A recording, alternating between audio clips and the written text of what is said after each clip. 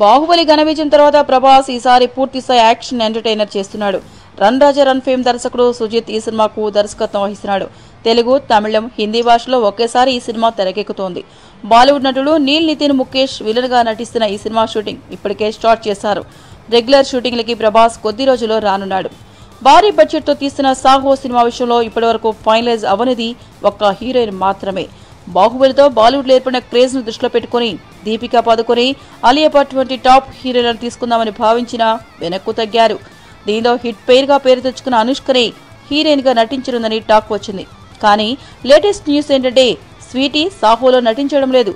ప్రస్తుతం తన డైరీ ఖాళీగా లేదని ఇప్పటికిప్పుడు కాల్ షీట్లు ఇవ్వడం కష్టమని తేల్చి చెప్పేసిందట.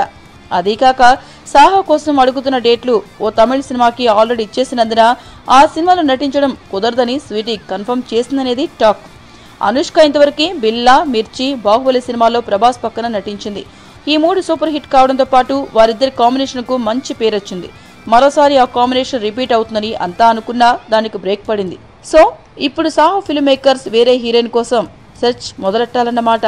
ఏంటండి వీడియో నచ్చిందా? అయితే ఓ లైక్ వేసుకోండి, లేదంటే ఓ కామెంట్ చేయండి. ఎప్పటికప్పుడు మా వీడియోస్ చూడాలంటే సబ్స్క్రైబ్ చేసుకోండి.